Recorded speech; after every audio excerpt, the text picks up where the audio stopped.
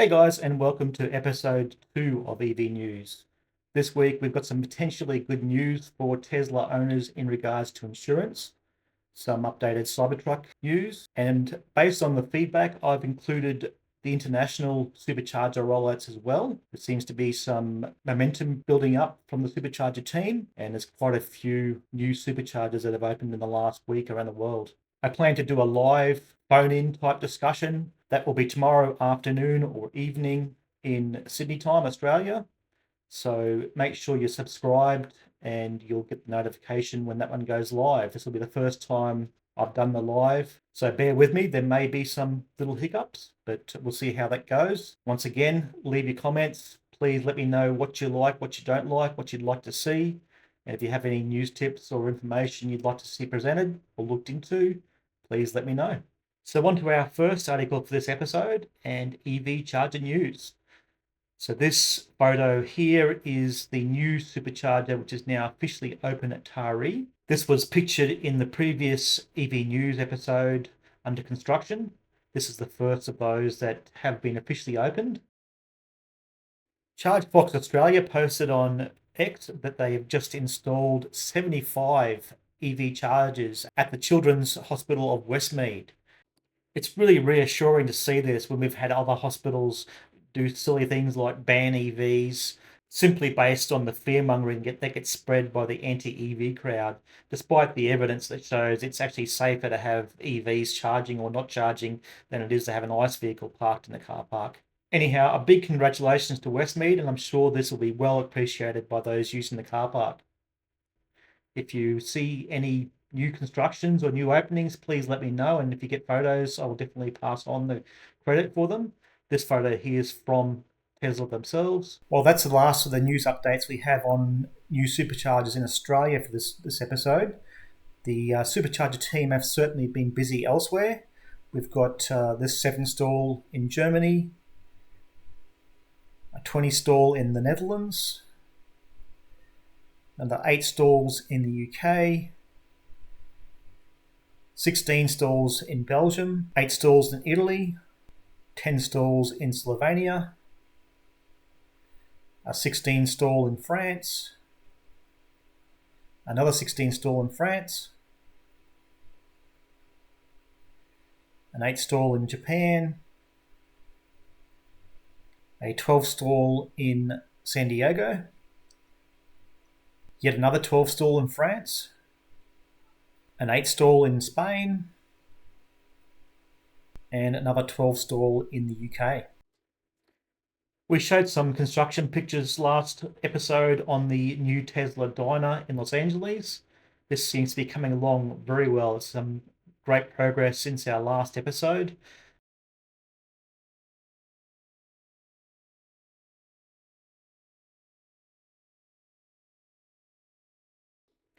As I mentioned in that episode, I don't see this as a ongoing focus for Tesla. I don't think they're going to be rolling out too many of these.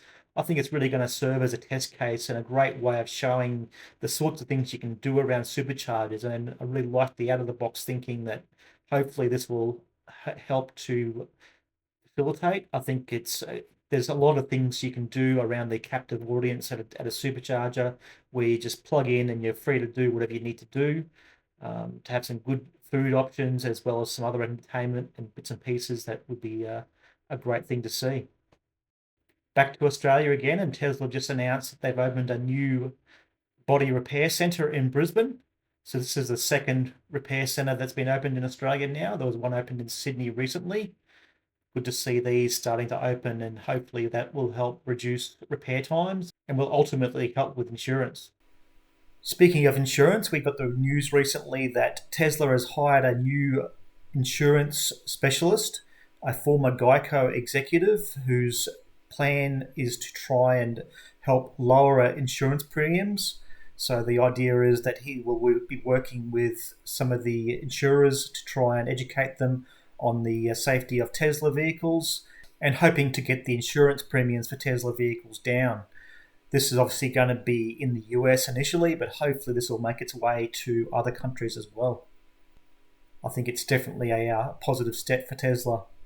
Tesla have reportedly started testing a new airless tyre from Michelin. This has been tried before with a Goodyear version, but was rejected. Remains to be seen if they'll go for it. There are trade-offs. Obviously, the airless tyre is a lot lighter, so that's a bonus, but apparently does have less comfort, and from what I understand, isn't quite as efficient as the current tyres. So remains to be seen if this actually becomes a reality. But if it all works out and if it's as good as the current tyres without the risk of punctures and those sorts of things, would definitely be a bonus. We had the chance to preview the Cybertruck in Canberra, thanks to Tesla Owners Club of Australia and Tesla Canberra for giving us a special tour and being able to see a little bit more than they were showing in the showrooms. This vehicle is now in Melbourne, I believe, and will be touring around Australia. I'm not sure what the next destination is. I believe it is going to Brisbane at some point. I'm not sure if it's making its way across to Adelaide and Perth, but hopefully for your guys' sake, it does. It's an amazing vehicle to see in person. I was quite surprised how impressive it was after seeing photos and videos all over the place, but seeing it in person is a completely different experience. Really impressed by the vehicle. The build quality looks great. The vehicle, I'm not a truck person, but if I was looking for a truck, I'd definitely be looking at the Cybertruck. The full video of the Cybertruck is on my channel if you want to check that out. We're also seeing the Cybertruck start to pop up as police vehicles across the US. And in this example here, it's a Dubai police in the UAE. It's rather impressive looking as well. For our last little bit of Cybertruck news, this was the world record delivery of 29 Cybertrucks in California, all doing a little bit of a light show.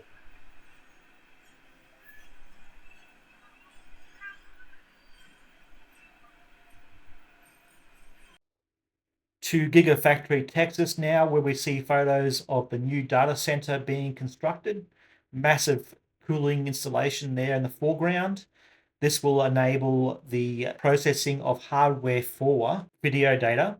For those who aren't aware, those of us with hardware 4 systems in our cars are currently running in hardware 3 emulation mode. Hardware 4 is supposed to be 4 to 5 times more capable than hardware 3, but we haven't really been able to experience any of that yet because at the moment all the training data is still on hardware 3.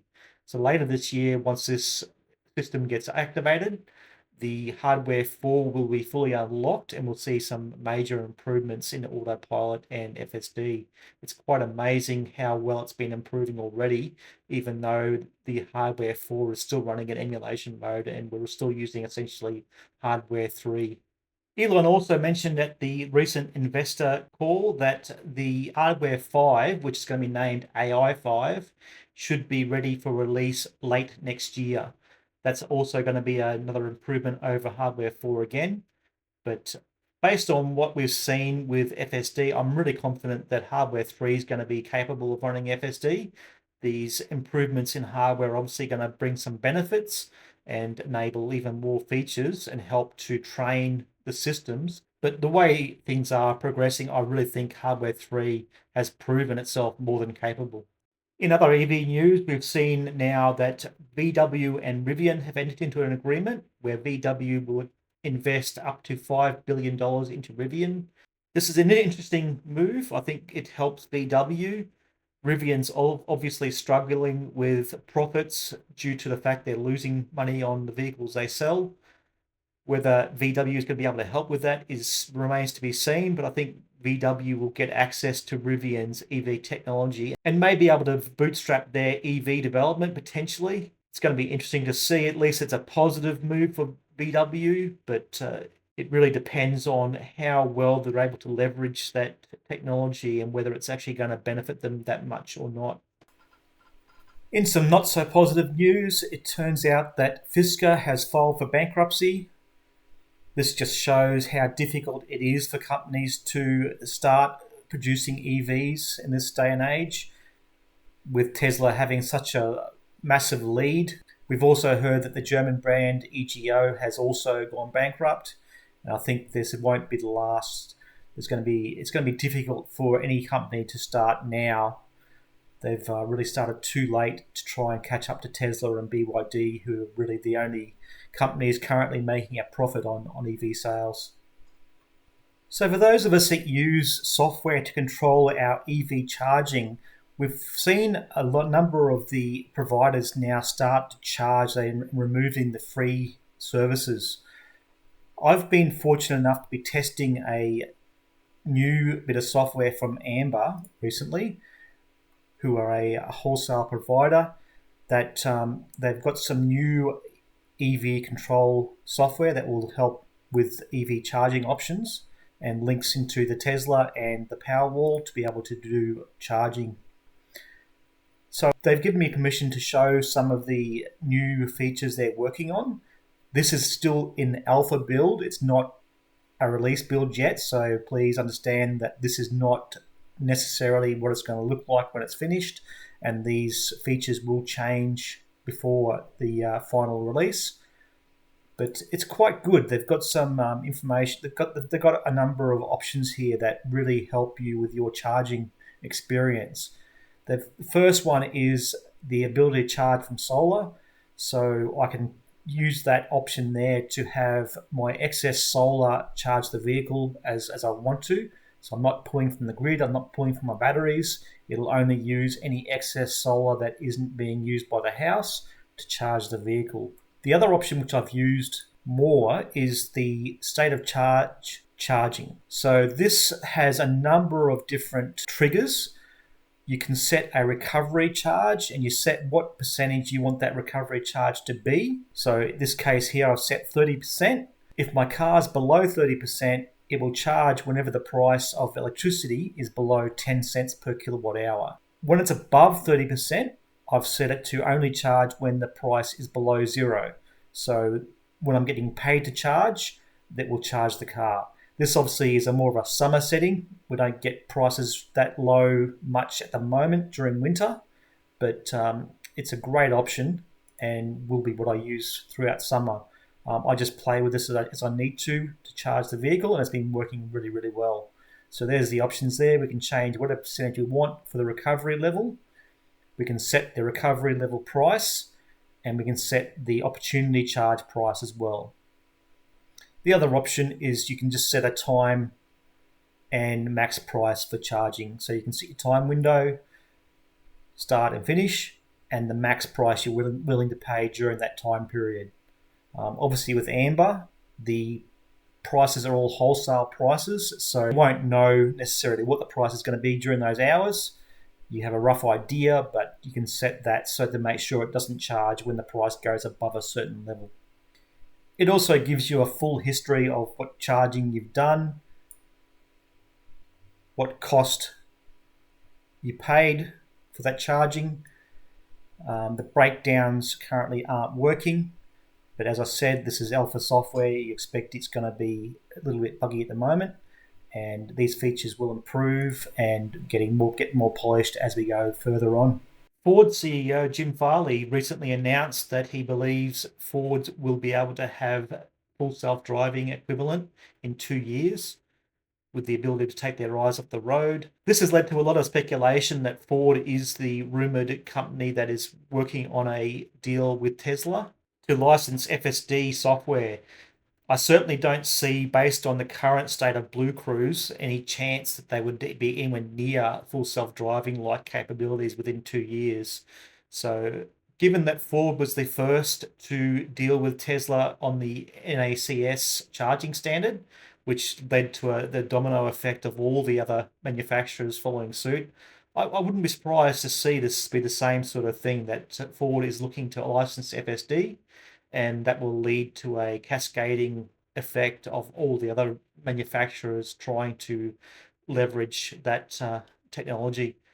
There's just no way anyone can try to recreate the kind of training data, AI compute, and the number of cars already on the road, and the number of miles driven already by Tesla. So it's going to be very, very difficult for anyone else to try and get to where FSD is now within a decade or two.